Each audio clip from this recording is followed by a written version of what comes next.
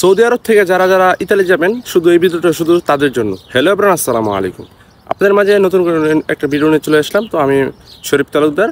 তো আপনারা যারা যারা জানেন যে সৌদি আরব থেকে যারা যারা ইতালি যাচ্ছে, তো কীভাবে যাচ্ছে এই ভিডিওটা সম্পূর্ণ দেখবেন। আর যারা যারা চ্যানেলে নতুন সবাই সাবস্ক্রাইব করে সাথে থাকবেন।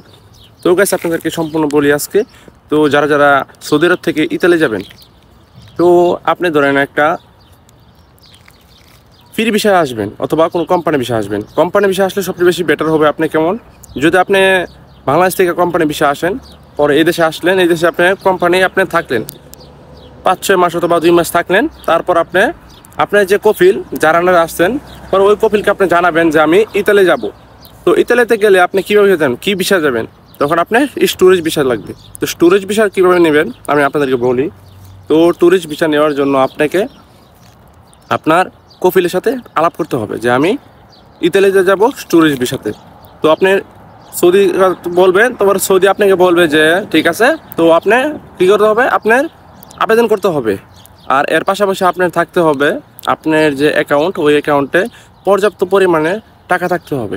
তাদেরকে একটা অ্যামাউন্টের একটা ফটোকপি লাগবে। তো আপনাদেরকে বলি, সম্পূর্ণ ভিডিওটা দেখবেন। তো আপনাদের কি করতে হবে, আপনাদের অ্যাকাউন্টে যে টাকা থাকতে হবে ওই টাকার একটা অ্যামাউন্টের একটা ফটোকপি থাকতে হবে।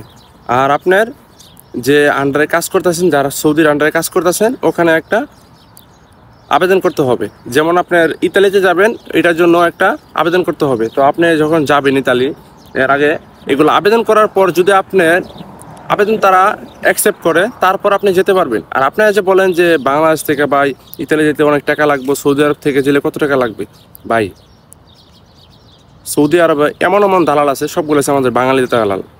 তো সৌদি আরবে এমন এমন দালাল আছে, এক এক মানুষের কাছ থেকে এক এক রকমের টাকা নেই। তো তারা আপনার সর্বোচ্চ কত নেই এটা আমরা সঠিক জানি না এখনো। তো যারা যাচ্ছে তারা এক একজনে এক এক কথা বলতেছে। তো কার কথা আমরা মেনে নেব এটা আমরা বুঝতেছি না। তো আমাদের সৌদি থেকে এখনো অনেক মানুষই গেছে, ইতালি গেছে, আলহামদুলিল্লাহ ভালো টাকা ইনকাম করতেছে। তো আপনারা যাবেন, কোম্পানি বিষয়ে আসতে হবে। এই দেশে কোম্পানি বিষয়ে এসে তারপর আবেদন করতে হবে। আপনার যে কফিল, ওই কফিলের সাথে আলাপ করতে হবে। আপনার যে অ্যাকাউন্ট, ওই অ্যাকাউন্টে পর্যাপ্ত পরিমাণে ব্যালেন্স থাকতে হবে। আর আপনার যে কফিল, ওর সাথে তার সাথে কথা বলতে হবে যে আমি ইতালিতে স্টুডেন্ট ভিসা যাব, তো কী করতে হবে। পরে ও বলে দিবে যে কতদিনের ভিতরে যাবেন, কত দিন লাগবে। পরে ও কিন্তু আপনি আবেদন করে দেবে না, শুধু এটা আপনার আবেদন করতে হবে। তো এই কারণেই যারা যারা সৌদি আরব থেকে ইতালি যাবেন, অবশ্যই ভেবে বুঝে যাবেন।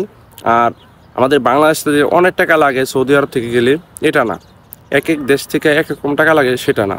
সেটা হচ্ছে আপনার দালালে এক এক মানুষের কাছ থেকে এক এক রকমের টাকা নেই, এটা বুঝতে হবে। আপনারা যদি সঠিক একটা দালাল পান, ভালো একটা দালাল পান, তাহলে খুবই অল্প টাকা দিয়ে আপনারা ইতালি যেতে পারবেন। আর একটা কথা বলি আপনাদেরকে, যে যারা যারা সৌদি আরবে এই যে আবেদন করতেছেন, অনেক মানুষের কিন্তু আবেদন করা হয় না। কেন হয় না? ধরুন আপনি আবেদন করছেন, আবেদন যদি তারা অ্যাকসেপ্ট না করে, আপনি এই আবেদন করে কোনো লাভ নাই।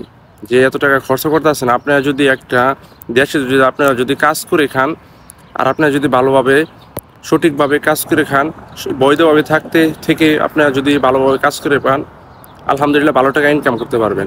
তো ইতালি যদি স্বপ্ন থাকে যেতে পারবেন, কিন্তু আপনার দালাল, সঠিক যে দালালটা, ওই দালালটা কিন্তু পাবেন না। তো ওই দালালটা খোঁজার জন্য আপনাকে কী করতে হবে, তো কীভাবে কোন লোকটা কীভাবে গেছে, কোন লোকটা গেছে না, অথবা কোন লোকটা ওইখানে গেছে, ভালো কাজ পাইছে, কথা মিল পাইছে, তাদের সাথে কথা বলে তারপর আপনি যেতে পারবেন। তো এইভাবেই কিন্তু সৌদি আরব থেকে ইতালি যাইতে হয়। তো যারা যাবেন বুঝ করে যাবেন, ভেবে বুঝে যাবেন। তো সব ভালো থাকবেন, সুস্থ থাকবেন। আবার দেখা হবে নতুন কোনো ভিডিওতে। আসসালামু আলাইকুম ওয়া রাহমাতুল্লাহি ওয়া বারাকাতুহু।